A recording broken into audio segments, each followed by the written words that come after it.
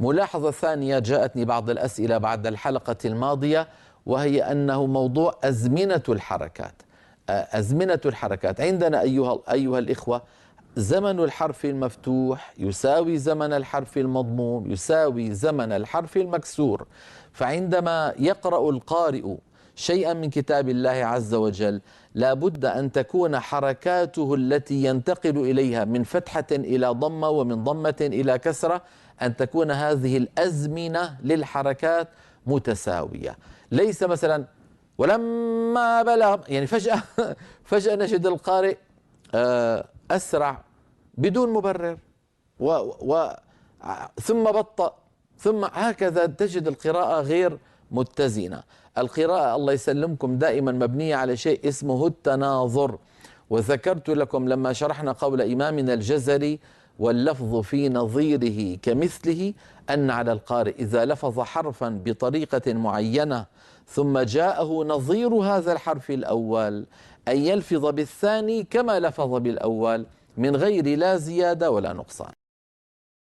هذا المعنى عند نطق الحركات، أن ننتبه أن تكون أزمنتها متساوية، فلا تكون حركة أطول من جاراتها ولا أقصر.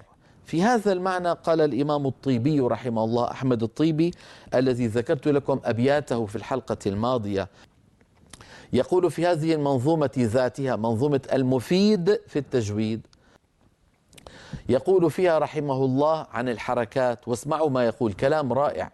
يقول: وعند نطق الحركات فاحذر نقصا أو إشباعا أو أن تغير بمزج بعضها بصوت بعض أو بسكون فهو غير مرضي. كلام مختصر، ما يسمى بالسهل الممتنع. أعيدها: وعند نطق الحركات فاحذر نقصا. نقصا يعني أن تسرع قليلا عند حركة من الحركات، هذا الإسراع يسميه القراء اختلاس. وعند نطق الحركات فاحذر نقصا أو إشباعا. الإشباع هو أن نطول زمن الحركة، سواء كانت الحركة فتحة أو ضمة أو كسرة، نطول زيادة عن اللزوم. وشرحت لكم هذا سابقا وقلت لكم بأنه من عيوب القراءة، وسماه أئمتنا الإدخال، لأن الإنسان كأنه أدخل حرفا في التلاوة. لما أمط الفتحة يتولد منها ألف، ولما أمط الضمة يتولد منها واو، ولما أمط الكسرة يتولد منها ياء، وهذا لا يصح البتة في تلاوة القرآن. اسمعوا مثلا: إن الذين، انظروا، إن الذين، الآن أنا تعمدت تطويل كسرة إن فتولد منها ياء منطوقة، ياء لفظية. إن الذين، المفروض أن أقول إن الذين، إن الله وملائكته، إن، هكذا من كسرة إلى نون مباشرة، وليس إن الذين.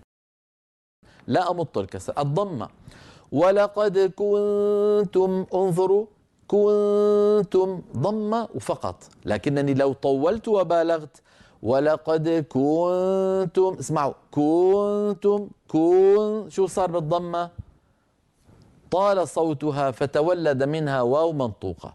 تمنون الموت، تمنون الموت، تمنون، انظروا، طولت الفتحة فتولد منها ألف لفظية. كل هذا لا يجوز.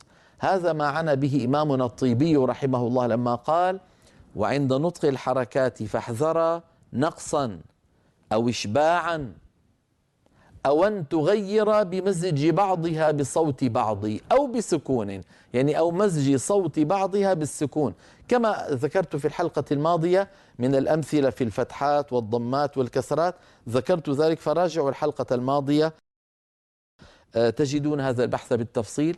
هذا تذكير أنه على القارئ إذا نطق الحركات لا يقصر زمن حركة بعينها يعني يختلس، ولا يطوله يعني يمطط، فعليه أن ينتبه لهذا الأمر ويسوي بين أزمنة الحركات. وكذلك كما ذكرت لا يستعمل الشفتين مضمومتين مقارنا ذلك لحرف ساكن، بل ضم الشفتين عند الحرف المضموم لا غير.